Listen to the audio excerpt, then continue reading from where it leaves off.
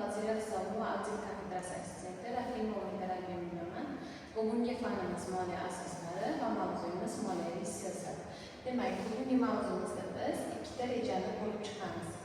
Birinchi rejamiz moliyaviy siyosatning mazmuni va mohiyati hamda ikkinchi rejamiz moliyaviy siyosatning tarkibiy qismlari va yo'nalishlaridan iborat.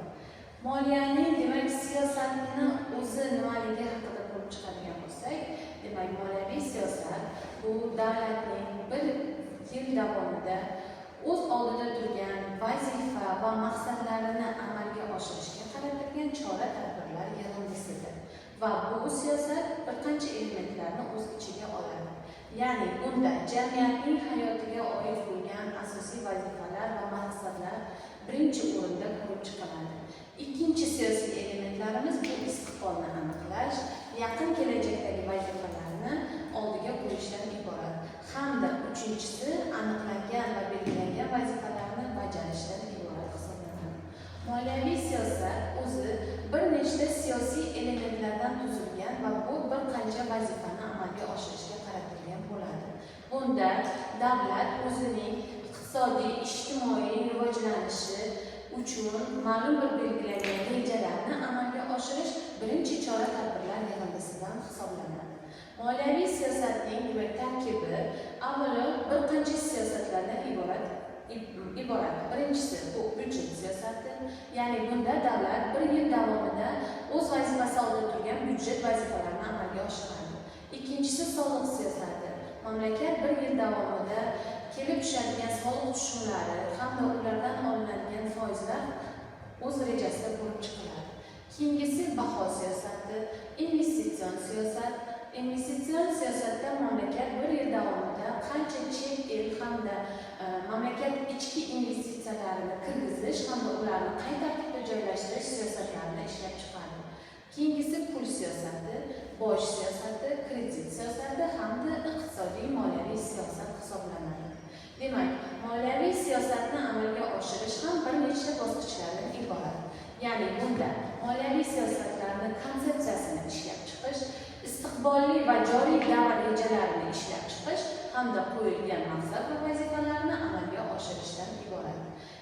Moliyaviy siyosatni amalga oshirishda biz asosan moliyaviy strategiya hamda moliyaviy taktikadan foydalanamiz.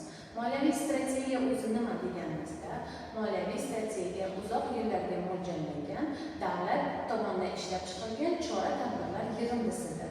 Bu davrda biz strategiyani ikkiga bo'lamiz: moliyaviy strategiya hamda moliyaviy taktikaga.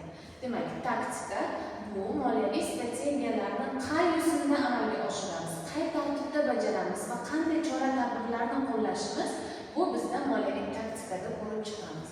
Demak, moliyaviy strategiyani o'zini ham ikki bosqichga bo'lamiz. Bu asosan asosiy moliyaviy strategiya hamda operatsion moliyaviy strategiya. Bunda asosiy moliyaviy strategiyada biz ma'lum miqdorga tuzilgan strategiyalarni ishlab chiqamiz. Operatsion moliyaviy strategiyalarda o'sha ishlab chiqilgan asosiy strategiyalarga ma'lum miqdorga o'zgartirish yoki qo'shimcha chora-tadbirlar kirgizish kerak bo'lgan holatda biz operatsion strategiyalarda bu strategiyalarni ko'rib chiqamiz. Demak, boya aytib o'tganimdek, taktika strategiyaga nisbatan qisqa vaqt yo'sinda amalga oshiriladigan chora-tadbirlar yig'indisidan iborat. Keling endi biroz mavzudan xulosalar yasaydigan bo'lsak, hozirgi kunda davlat moliyaviy siyosatni amalga oshirish davomida bir nechta asosiy vazifalarni o'z oldiga maqsad qilib qo'ymoqda. Bu asosan qanday vazifalar? Aholining kam ta'minlangan, ijtimoiy himoyaga muhtoj qatlamiga moliyaviy ko'mak berish hamda hozirgi kunda eng asosiy va bozorlar, qimmatli qog'ozlar bozori hamda sug'urta bozorini takomillashtirish, uni rivojlantirish chora-tadbirlarini ishlab chiqish. Keyingisi demak pul kredit siyosati. Ya'ni bu biz bir yil davomida ma'lum miqdorda demak ishlab chiqariladigan kredit stavkalari, foiz stavkalari yoki deylik qimmatli qog'ozlar bozorida ishlab chiqarilgan stavkalarni bir yil davomida reja qilib belgilab olamiz.